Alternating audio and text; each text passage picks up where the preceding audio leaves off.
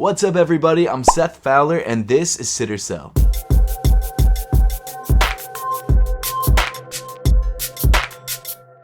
Really quick before we dive into things, I want to give a huge thank you to Whatnot for supporting the channel. Whatnot is a live auction shopping platform that has sneaker auctions 24 hours a day, many of which starting at just $1. In fact, tonight on Whatnot, I'm selling a bunch of sneakers from my own personal collection, including this pair of J Balvin Air Jordan 2s that I just reviewed with a light up tongue. It's absolutely insane. So if you guys want to check out my live auction and grab some of the sneakers from my collection, some of the shoes which I've reviewed on this channel, make sure to click that link in the top of the description below. And if you sign up for Whatnot using that link right there, you get $10 towards your first purchase for anything on the app. It could be sneakers, it could be retro games, it could be baseball cards, it does not matter. You get 10 free dollars if you sign up using that link. One of the things that I love about Whatnot is that unlike other auction platforms, you actually are having a conversation with the person who's selling the thing. So for example, if I'm selling this pair of shoes, you guys can see every angle of this pair of shoes before you bid on them, and you can ask me questions directly to make sure that what you're grabbing is actually something that you want. So if you guys want to check out Whatnot for yourself, which I definitely recommend,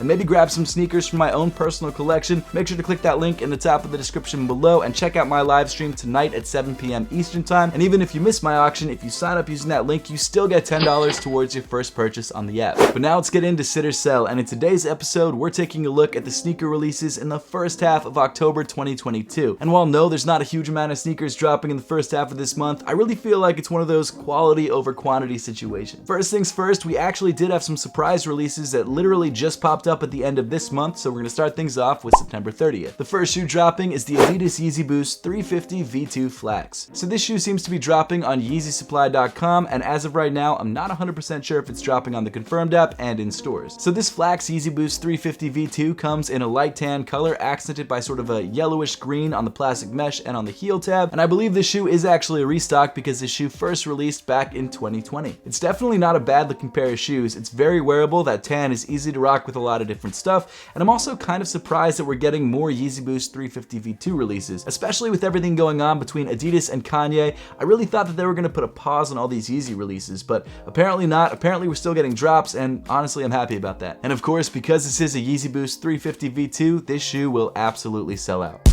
And then finally wrapping up the 30th, we've got a little bit of self-promotion because we're dropping the Apothecary Camo collection on Apothecary.com. I'm not really going to talk about this upcoming drop. If you guys want to check it out, you can check it out on our Instagram at Apothecary or on our website, Apothecary.com. I just want to thank you guys for all the crazy continued support that you've been showing me and my brand. The fact that there are thousands of you out there who are rocking our socks and supporting the brand, I just can't thank you guys enough. It's been incredible, and yeah, it's been a blast, so thank you guys. But moving into October, starting things off on October 1st, we've got the Nike SB Dunk Low LA Dodgers. So it seems like Nike is continuing their baseball themed Nike SB Dunk Lows. Obviously they're not calling these shoes the official names of the teams because I'm sure there's some sort of licensing issue there. Instead they're calling these shoes the Deep Royal Blue Nike SB Dunk Lows, which is the same thing that they did with the Phillies pair, and I guess it just makes sense. The shoe itself looks solid. It comes with a white leather upper accented by deep blue suede on the overlays. The Nike swoosh also comes in a deep blue suede, however it features zigzag stitching around the outside, which I kind of like. The outsole of the shoe comes in gum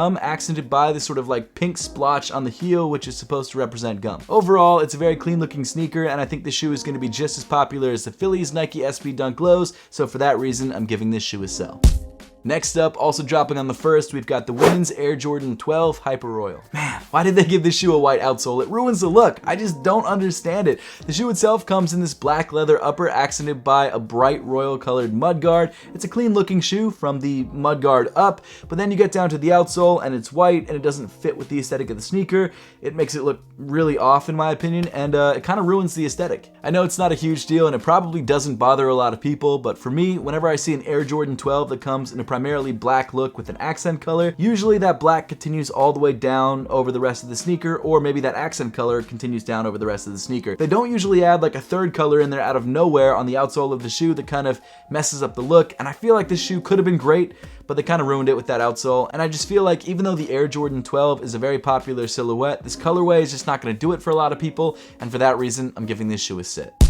And then finally rounding off the 1st, we've got one of the more anticipated releases of the month, and that's the Air Jordan 4 Black Canvas. So I actually already did a full review of this sneaker, so if you guys want to hear my in-depth thoughts, there'll be a link at the top of the screen if you guys want to check it out. But overall, it's a very clean looking pair of Air Jordan 4s. It comes in a primarily black look. Unfortunately, the upper of the shoe is covered in canvas and not in leather, but I do have to say that whatever canvas that they used feels more like denim than like canvas, and it gives the shoe a much more premium feel. Plus, I mean, the shoe looks a lot like the M&M Carhartt 4, so for people who couldn't grab that shoe, this is a great alternative, and I feel like with this shoe, you can beat it up and not feel bad about it. With the Carhartt 4s, every time you scuff it, you're losing like 5 grand. I mean, black Air Jordan 4s are incredibly wearable and good looking sneakers. All the accent colors on this shoe really do a good job of really focusing on the black and not taking away from it, and I feel like this is going to be one of those shoes that, while it might not be the most popular release of 2022, it's definitely going to be up there on a lot of people's lists. And because of that, even though this shoe features an annoyingly high retail price of $210,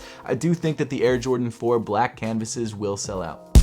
Moving on to October 4th, we've got the women's Nike Dunk Low Wheat. Now this is actually a shoe that I covered in the last sit or sell video, but it seems like for whatever reason, Nike decided to push this sneaker back. Overall, it's a wheat colored women's Nike Dunk Low, as the name would suggest. However, some details that were changed on this shoe from a standard pair of Nike Dunk Lows is that you do have a quilted leather upper, which I do think adds to the premium feel of this shoe. Almost the entire shoe is covered in this monochromatic light tan or brown color. However, there is one accent color, and that's a bright white used on the midsole. I've got to be honest, it's not my favorite Nike Dunk Low ever, but it's not a bad looking shoe, and I think there are a lot of women out there, and maybe guys with smaller feet, who would like to rock this sneaker. And for that reason, and also the fact that it's a Nike Dunk Low, I do think that this shoe will probably sell out.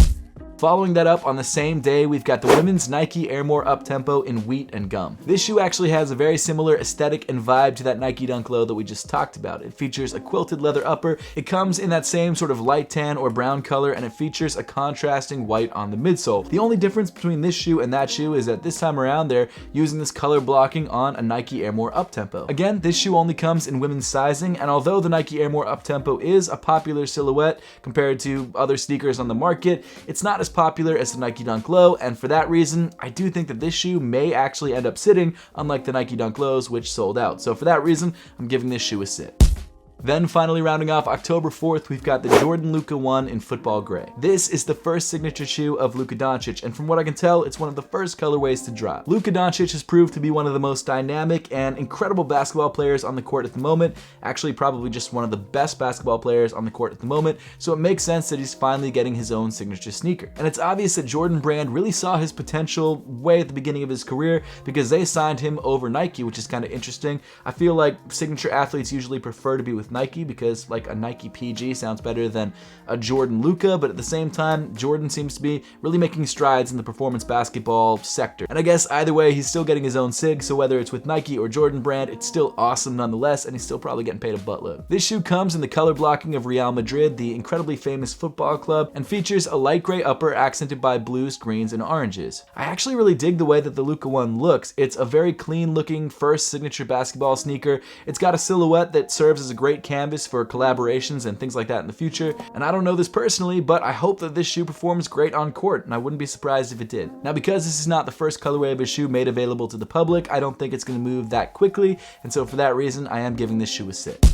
Moving on to October 5th, we've got the Nike Air Max Scorpion. So I'm not gonna lie, this is one of my most anticipated sneakers of the year. As I've gotten older as a sneakerhead, I've realized that what interests me more is not so much the hype, but the new tech and when a brand does something crazy, like this. This shoe looks absolutely insane. It's the next version of Nike's Air Max sneaker line. It kind of seems like a mashup of a Vapor Max with an Air Max 720, and it features these crazy like pillow-shaped bubbles underneath the shoe, and the shoe itself actually seems to be raised off of those bubbles, and it seems like this shoe is going to give you like an extra 2 inches of height, which is not something that I need. I don't, not really. I'm 5'11". I'm not short, but I'm not tall either. Either way, it's an interesting looking sneaker. I'm excited to try this shoe out because I just want to know how this shoe feels underfoot. I know some people have already dropped reviews of this shoe, but once I get this shoe in, I'll give you guys my own first impressions and my own reviews, so make sure to stay tuned for that. But I am absolutely stoked for this sneaker. It's not the prettiest shoe in the world, but that Flyknit upper attached to that crazy pillowy Air midsole looks amazing, and I cannot wait to try this shoe out. And I mean, hey, the sneaker could suck. It could feel just like Vapor Max is on foot, which is a shoe that I really don't like the way it feels.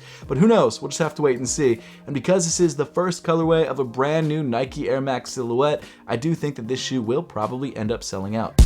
Moving on to October 6th, we've got two different colorways from the New Balance 2002 R Protection Pack. The two colorways that are dropping are the orange colorway and the gray and blue colorway, and both of these shoes feature that same sort of jagged protection pack paneling on the upper of the shoe that gave the initial run of the protection pack its widespread appeal. Now, I'm not gonna lie, in my opinion, the original protection pack, in particular this cloud gray colorway, was by far the cleanest. I don't know if it's because of this crazy hairy suede or just the color blocking itself, but either way, these shoes just don't seem to do it for me the same way that this shoe did. And it's not because of the hype, I just don't think that those shoes are as premium feeling as this shoe. Like, if you look at the upper of these shoes, the suede on the upper, if it even is suede, just doesn't look that great. Plus, the color blocking, while it's not bad, is not that exciting. The orange colorway reminds me a lot of the Soleil Bembries, and it's just not a pair of sneakers that I'm really looking to grab, even though I'm a huge New Balance fan and I grab pretty much everything. And because of all of that, and also the fact that the hype has died down on the original protection pack, I do think that both of these sneakers will end up sitting.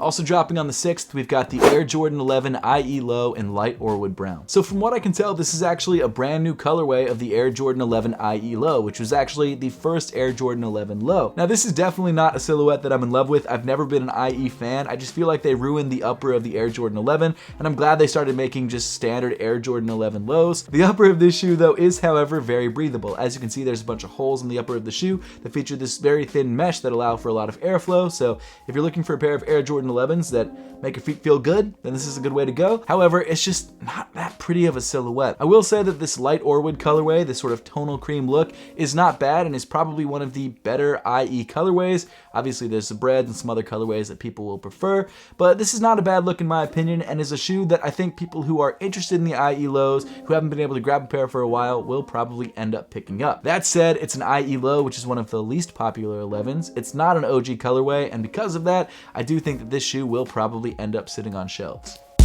Then finally rounding off October 6th, we've got the women's Air Jordan 3 Black Cement Gold. So this shoe is a black cement Air Jordan 3 that, instead of featuring gray on the upper of the shoe, features metallic gold, which I guess is fine. But it's weird. I feel like this is just one of those cop-out shoes that Jordan Brand releases every so often to kind of keep us sucked into Jordan Brand with colorways that are almost OG colorways, but are not exactly OG colorways. Like, this shoe is so close to being a Black Cement 3, but we haven't had a Black Cement 3 since 2018, so it's kind of keeping us on the hook, kind of reeling us in so that, you know, in 2 years when they finally do re-release the Black Cement 3, people will still be sticking around. I don't know, I just don't like this shoe that much. The gold kind of ruins it for me. I'm sure there's people out there who like this colorway. In fact, I'm sure a majority of people like this gold look. Probably not as much as the Black Cement 3s, but enough to buy it. And I don't know. It just doesn't do it for me. Then again, it is a women's only release, so it's not even made for me. And at the end of the day, I think it is still a popular, almost Black Cement 3 colorway. I think it's going to be a relatively limited release, and for that reason, I am giving this shoe a sell. Moving on to October 7th, we've got a restock of the Adidas Yeezy Slides in the bone colorway. I really don't have much to say about this shoe. The Yeezy Slide is like the most popular Yeezy ever. Everyone wants a pair of these shoes. The bone colorway is one of the more popular colorways. It's like a light tan look, which I actually really like and would like to own a pair myself, but I still, for some reason, have not been able to get a pair in my size. Not for lack of trying. I mean, I'm not trying to pay resale for it, but in other ways of getting shoes, I still haven't been able to get them though. And it's re-releasing on the 7th, and knowing Yeezy Slides and the hype for these shoes, I think it's gonna be impossible for me to grab a pair then as well. Even though we've had like 7 restocks of this shoe, I think it's still absolutely gonna sell out and sell out very quickly, and for that reason, I'm giving this shoe a sell. Continuing on to October 8th, we've got the Nike Dunk Low Argon. This is another one of those shoes. It was supposed to release last month, and I even put it in last month's sit or sell, but for whatever reason they decided to push it back. So this shoe originally released as a Japan only exclusive and was one of those sort of if you know, you know sort of situations, at least in the United States. Unfortunately, because of that, up until now, no one in the US was really able to grab a pair of these unless they paid a crazy resale price. But now in 2022, a couple decades after the original release of this shoe, we're finally able to grab a pair of these for ourselves. And I think a lot of dunk collectors out there are probably excited about this release. The shoe itself comes in a dark navy leather upper accented by a slightly lighter shade of blue on the overlays and a white Nike swoosh. And overall, it's a very clean look if you like all blue Nike Dunk Lows. It's also priced at $130, which is a lot more than a standard pair of dunks. Not sure exactly why. Maybe it's because it's a special edition dunk or something like that. I'm not sure. But either way, it's a Nike Dunk Low, it's a popular colorway, and for that reason, this shoe will absolutely sell out. Then finally rounding off October 8th, we've got the Air Jordan 3 RKO Brown. So this is a brand new Air Jordan 3 colorway that's apparently inspired by nature and features this sort of RKO Brown suede leather on the upper. Is that how you pronounce it? RKO? RKO. Man, RKO Brown. My bad. Either way, this shoe features tonal browns on the upper, accented by sort of a dark maroon colored nylon tongue. You've also got this black fabric on the mudguard and on the heel of the shoe that feature these odd stitching details that are supposed to replace the elephant print. I don't think it's a bad look. I think it's a very different take on the Air Jordan 3, and I think it's one of those shoes that you're either gonna love or you're gonna hate. Now, I'm gonna be honest, I don't think a lot of sneaker collectors are gonna be that stoked on this shoe. I feel like this is something more for the casual collector. Maybe I'm wrong about that, but I just know myself and I know what shoes I would have grabbed when I was just getting into sneaker collecting and what shoes I would grab now. I think it's one of those shoes that while yes, it will probably sell out and move, I just don't think it's gonna be an incredibly popular release. And I think a couple months after release, you could probably grab this shoe for retail or under. So with all that in mind, I'm still giving this shoe a sell, but a slow sell, if that makes any sense. And then finally rounding off the first half of the month, on October 15th, we've got the Nike Dunk Low Light Wolf Gray. Again, another shoe that was supposed to drop last month, was in the last sit or sell video, then got pushed back. I don't know why Nike keeps doing that, but they keep doing it, and it's been like this for the last 2 years. It's a nice looking tonal gray Nike Dunk Low. It features suedes on the upper. I think it's a good looking shoe. It's not that exciting. It does kind of remind me of like a staple Nike Dunk Low, except with a lighter shade of gray. Either way, it's clean, it's simple, it's gonna be popular, and in my opinion, this shoe will probably sell out. But hey, that pretty much wraps up the list for today. I would love to know your thoughts on these sneakers in the comment section down below. And as always, thank you so much for watching. Make sure to subscribe, and I'll see you all in the next one.